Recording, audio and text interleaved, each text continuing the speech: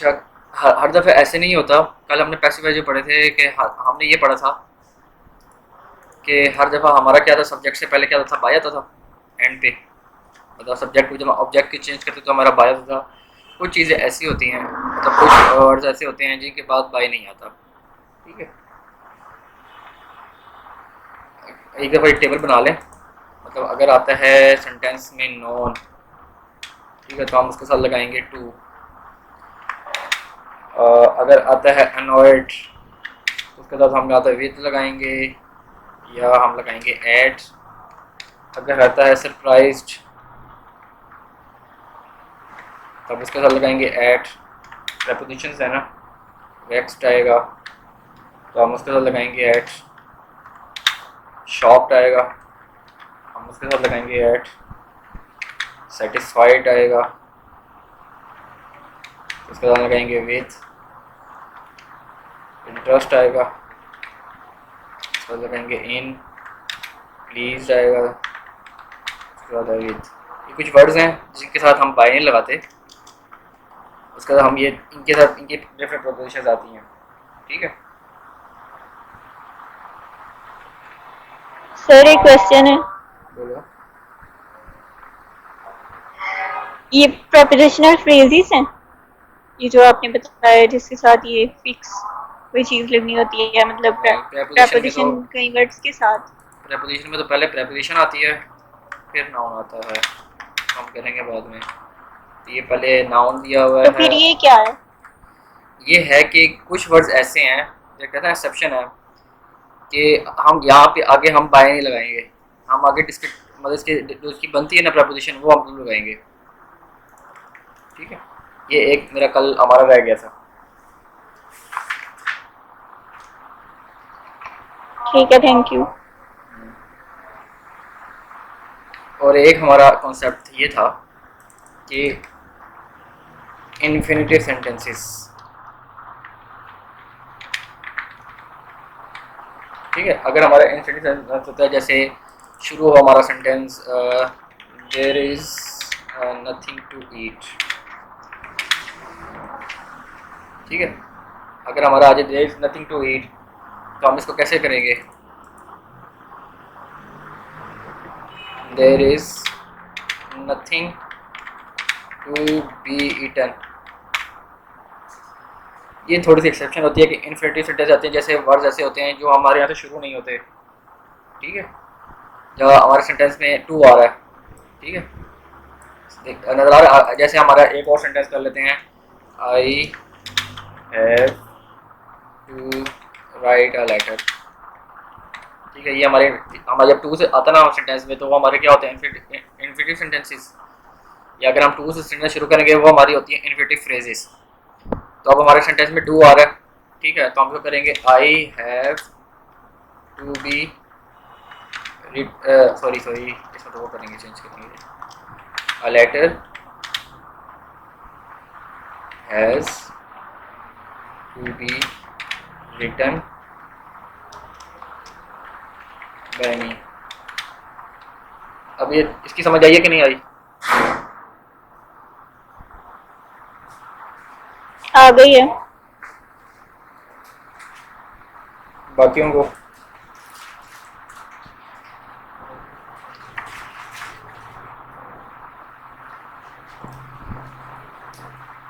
फाखरा वो भी आई हो ना, तो मैं दोबारा बता दूं, ये आपने पढ़ लिया है? ये पढ़ लिया नहीं जी ठीक है, दोबारा? मुझे क्लियर हो। चलो, ठीक है। अगर हमारे सेंटेंस इन्फिनिटिव सेंटेंस है, मतलब टू का यूज़ हो रहा है, तो हम उस चीज़ को क्या देंगे? टू के आगे बी लगा देंगे। इसके साथ हमने वो निकालना कि अगर हैज़ आ रहा है तो हम हैज़ के साथ बी लगाएंगे। ठीक है, अब देखिए यहाँ पे मैं थर्ड फर्स्ट फॉर्म वाले में की समझ आई है, सेकंड वाला मुझे क्लियर नहीं हो रहा ये होता है ना, आई हैव टू है, राइट अ ये नई लेटर। चीज है। हैव हमारे को तब लगता है किसी सेंटेंसेस में, जब हमारे पास हो सकता है ये किसी के पास है, या किसी का पढ़ सकता है, या ये मेरे पास चीज़ है, मेरे पास पेन है, आई हैव अ पेन। जब हमारे सेंटेंसेस में पास की आ रही हो ना, कि पास का हमारे पास सेंस बन रही हो कि मेरे पास ये चीज़ है, मेरे पास ये चीज़ है, उसके पास ऐसे है, उसके पास ऐसे है, तब हम उसके साथ लगाते हैं हैव। ठीक है, सही, गिवन सेंटेंस की समझ आ गई है मुझे, लेकिन ये जो आपने इसको बनाया है पैसिव में, इसकी समझ नहीं। स्पेसिफाइज क्या जी, अ लेटर हमारे पास क्या है, ऑब्जेक्ट पहले आ गया, ठीक है। अब लेटर क्या है, सिंगुलर है प्लूरल है? सिंगुलर। सिंगुलर के साथ हमारा क्या है, हैज।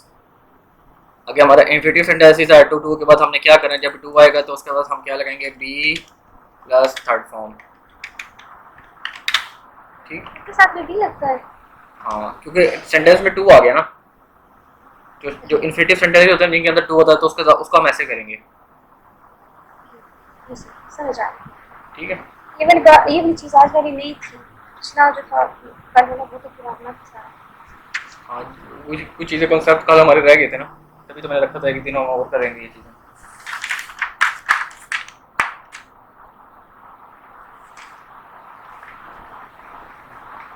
और कोई चीज़ समझनी है इसमें, देख कल की कोई बात समझ ना आई हो, ठीक है, नोट करेंगे।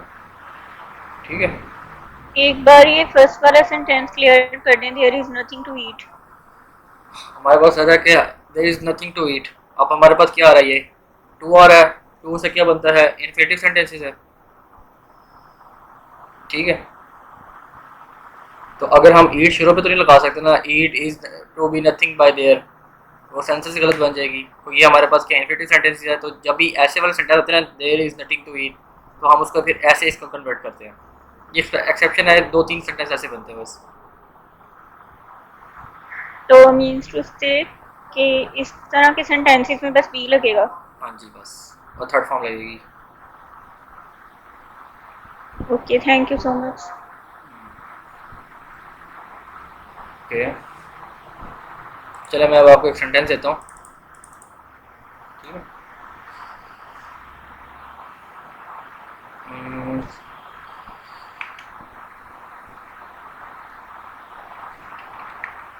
Work hard for this CSS, बनाया इसका।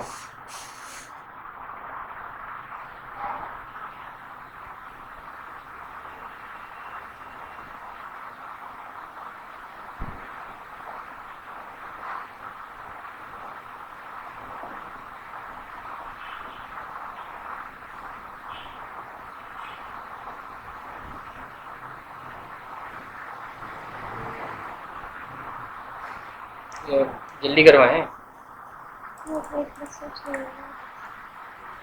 तो आप करो। एक मिनट बस। सॉरी, ये वर्ड नहीं होगा, ये वर्क होगा। मैं इधर एक्सेप्शन कर देता हूँ, वर्क हार्ड। सर ये एडवाइस होगी। हाँ, you are requested to work hard for the CFE। आओ देखो ना उसको क्या कर रहा है, रिक्वेस्ट है, ऑर्डर है। वही ना, you are requested to work अगर ये hard मेरे for टू the कह रहे हैं CFE। Work hard for the CSS, तो वो ऑर्डर होगा। So work should be hard for the CSS. हैं? Work should be hard. Sense नहीं होती। नहीं, सेंस नहीं बनती, सही कह रही है। मेरे माइंड में भी अभी आया था, आगे ऐसे सेंटेंस आ गए।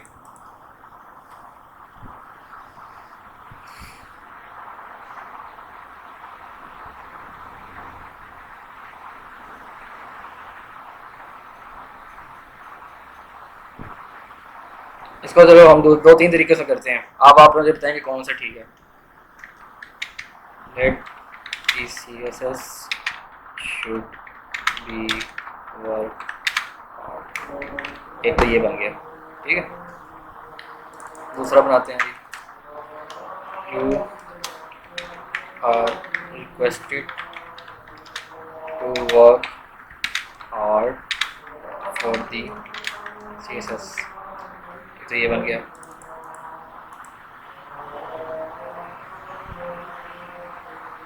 और अगर ऑर्डर के मानी में हम लोग लें तो you are ordered to work hard for the CFE। Order कैसे हो सकता है ये? चलिए एक मिनट अजान हो रही है। चलिए ठीक है, अजान होगी। Work hard for the CSS, request कैसे हो सकती है कि मैं आपसे रिक्वेस्ट कर रहा हूँ यार प्लीज़ मेहरबानी करो CSS के लिए मेहनत कर लो? कौन कहता है ऐसे? या कोई मुझे एडवाइस कर सकता है कि CSS करना है तो सख्त मेहनत करो, तो मुझे कोई एडवाइस कर सकता है? ये एडवाइस वाला से भी ठीक है, तो ये दोनों बन सकते हैं। वैसे जो मुझे अच्छा लग रहा है, let the CSS should be work hard. नहीं, वो उसमें मैंने पहले सोचा था लेकिन मुझे उसमें कंफ्यूजन हो।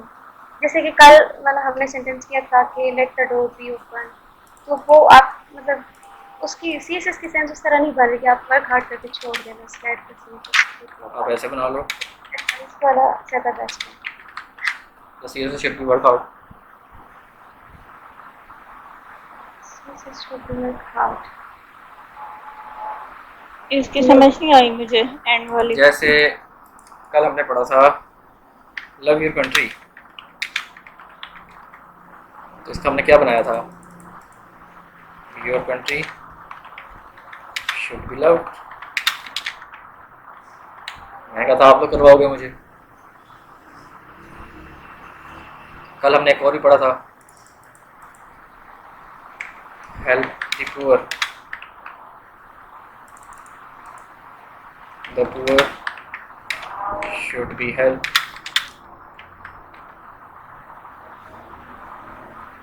आगे समझ, ये अभी भी नहीं आई। नहीं आ गया।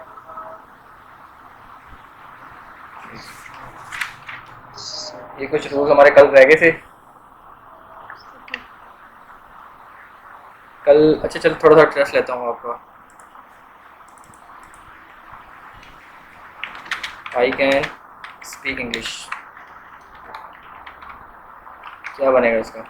ये मुझे करवाएगी वहाँ को नहीं करता। रूमा करवाओ इधर आइए।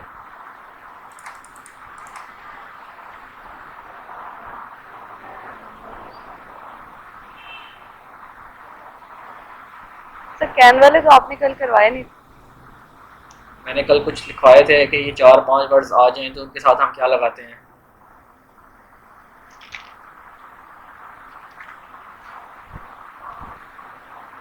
वैसे ही मार दो।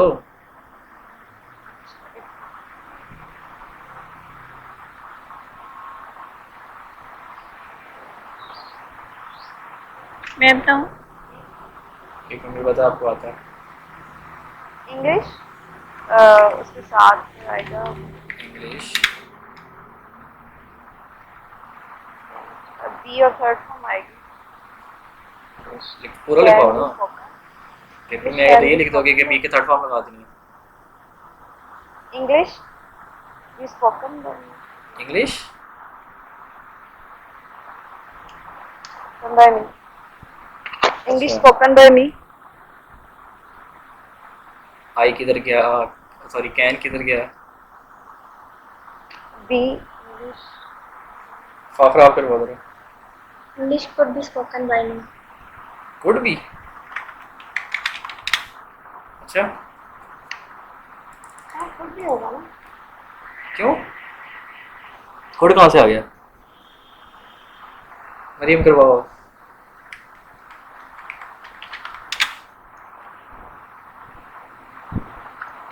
English can be spoken by me. Very good. मैंने कल लिखवाया था आपको, कैन शुड रिकॉर्ड में मस्ट, ये बोल गए आप। इनके साथ क्या लगता था कि ऐसे ही रहेगा, एज इट इज रहेगा, साथ हमने बी प्लस थर्ड फॉर्म लगा देनी है।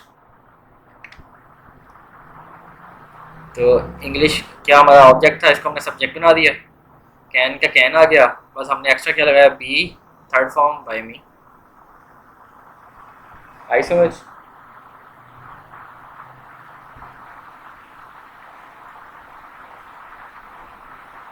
चलें एक और करते हैं।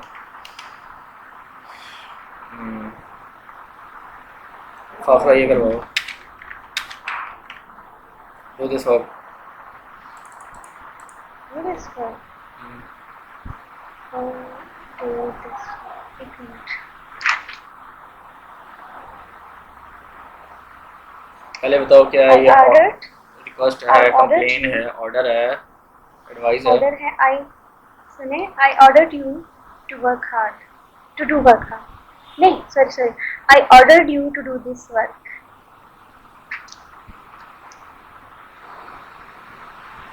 आई ऑर्डर डी कहाँ से आ गया? कहाँ पे? यहाँ पे ये कहाँ पे आई है?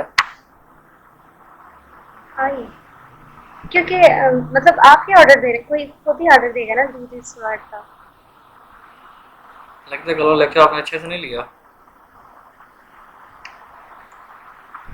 मैं बताऊँ? बताओ।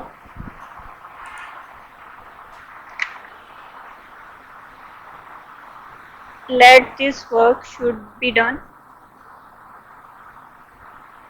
शुड में क्यों आया? आपने कहा ना डू दिस वर्क, हाँ तो शुड ये कहाँ से आ काम गया? करो, तो ये मतलब होना चाहिए ना। अब अपने पास से हर को पैसिव में क्यों ऐड ऐसे कर रहे हो? लेट दिस वर्क अच्छा ये था I can be speak done. English. English can बस मैंने ऐड किया है बी। ठीक है, जैसे आई, जैसे मैंने कल शूट का करवाया था, मैंने सिर्फ बी अपनी तरफ से, मैंने कोई नया वर्ड ऐड किया। Late this work be done, ये भी हो सकता है। और जो आप कह रहे हैं ना आई ऑर्डर्ड यू, वो ऐसा नहीं होता, वो होता है you are ordered to do this work. जी, लगता है कल रट्टे मार के दिए पेपर किया आपने। पेपर लेकिन तक ये इसमें पूरा तो ऑर्डर मेरा के नहीं कैसे किया। हो सकता है? ये भी हो सकता है you are order to do this work, let this work be done. मुझे ना यू आर ऑर्डर भी सही लग रहा हो, क्यों नहीं लग रहा था? मतलब नहीं हम सही है जैसे वो, हो। मैं इसको दूसरी सेंस में लेके जा रही थी, सही है।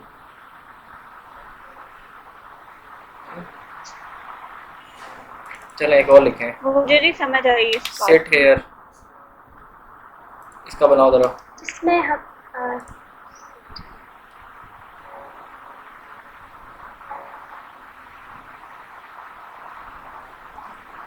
You are ordered to sit here. Good, very good. अच्छा और कैसे बन सकता था मरियम, अगर वो अच्छा नहीं लग रहा आपको? करो here, let here be sit, ऐसा ना था?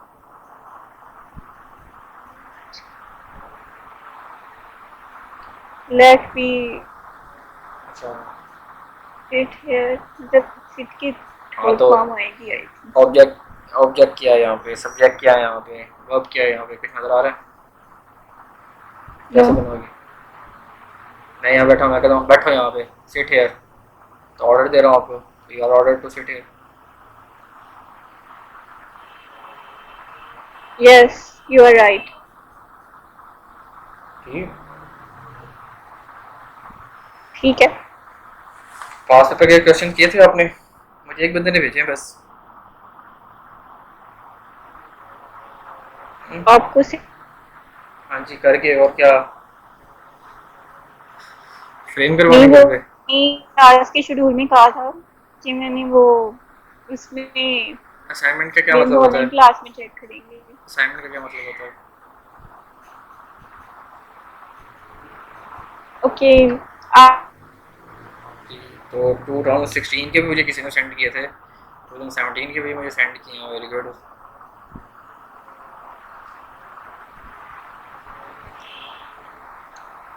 ठीक है, कोई चीज़ और पूछनी है इसमें से? कोई ऐसा क्वेश्चन पास पेपर का जो मैंने नहीं करवाया, मतलब कि कोई ऐसा रूल है जो मैंने यहाँ नहीं पढ़ाया?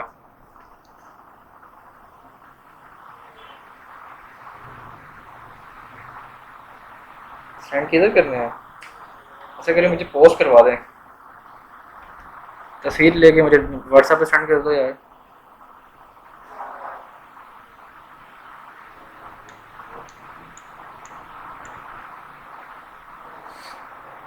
चलें आप ग्रुप में कर दें, चेक मैं नहीं करने, या आप मुझे व्हाट्सएप पे भेजो, व्हाट्सएप पे मैसेज करो या ग्रुप में करो, पढ़ने करने तो मैं नहीं है।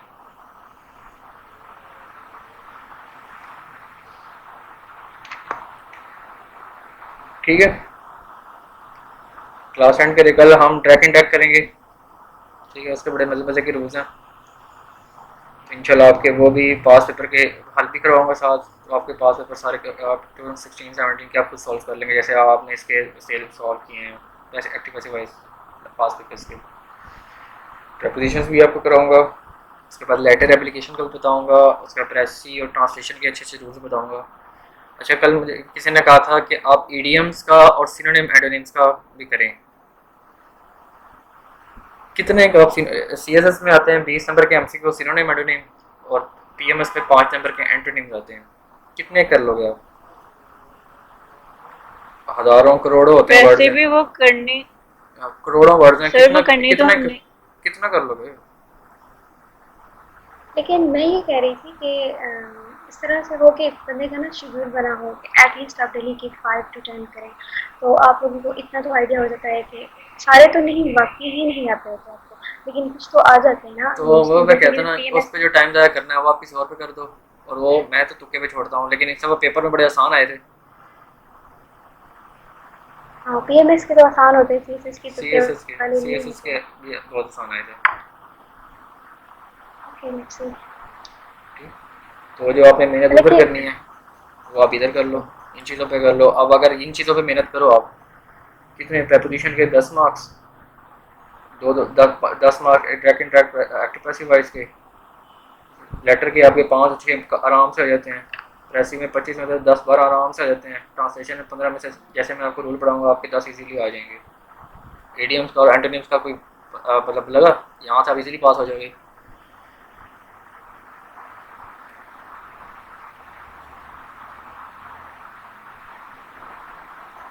ठीक है, आज का लेक्चर बस इतना ही था।